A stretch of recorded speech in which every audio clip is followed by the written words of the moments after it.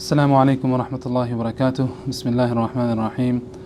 الحمد لله رب العالمين وكفى والصلاة والسلام على سيد الرسل وخاتم الأنبياء محمد وعلى آله وصحبه أجمعين برحمتك يا أرحم الراحمين.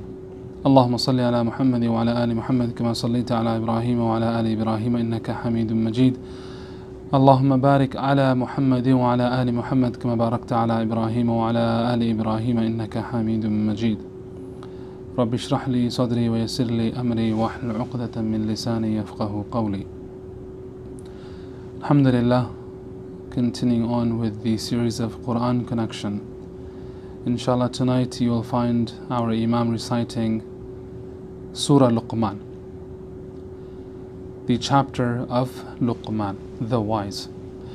Luqman al-Hakim, who is also known to be an individual with great wisdom, and this wisdom was blessed to him by Rabbul Alameen, Allah subhanahu wa ta'ala. That is why he is known to be Luqman, the wise. The vast majority of the scholars mention he was not a prophet, he was a friend of Allah, a person who had deep, sound knowledge, an in-depth understanding of the deen of Allah, and how he is the narrator of many of the pearls of wisdom. Luqman the wise is well known for his advices. The advices filled with wisdom. Allah subhanahu wa ta'ala mentions his story within this chapter. Again, this video session is too short for us to mention much. However, some keynotes to keep in mind about Luqman the wise and what brought him to the status that he held in the sight of Allah. Once a person had come and seen Luqman the wise addressing a large crowd, and how the people were so attentive in listening to his speech. So the man asked Luqman that, aren't you the one that you and me used to graze goats together in so and so forest? How is it?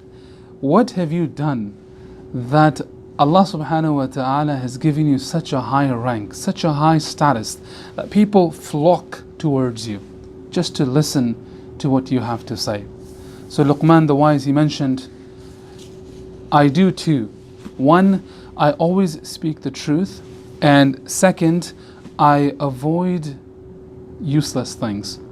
In another narration, Luqman the wise, he mentioned 8 things.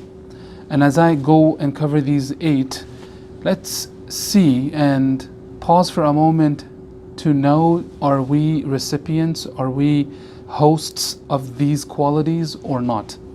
If so, then we need to thank Allah for it, so that Allah may increase these qualities for us. If not, then we need to work harder towards these qualities. Luqman mentioned how I was able to achieve the status that you see me being in is by the observing of 8 things. 1, lower your gaze and hold on to your tongue, meaning keep your tongue in control. Subhanallah, within the Quran there are many verses of the Quran which directly mention about mu'mineen and mu'minat, believing men and women, lowering their gaze. And there's so much spiritual effect one can benefit from, subhanallah, by simply lowering the gaze. And then Luqman mentions holding on to the tongue. Furthermore, he goes on to say, stay content with lawful sustenance. Whatever is lawful, stay content, be content with it. More or less, furthermore, he mentions, guard your private parts. Tell the truth and uphold it.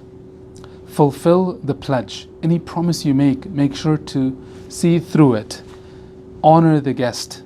And subhanallah, we are in the month of Ramadan. Many times we have iftar sessions, we hold events, and we invite families and friends, and we host iftars. Honor your guest. Invitation is not enough. You must honor your guest for as long as they are within your premises, within your house, within, subhanallah, your supervision. So do your best in honoring your guest as well. He further goes on to say, protecting the neighbor. Protect the neighbor. Be mindful of your neighbor.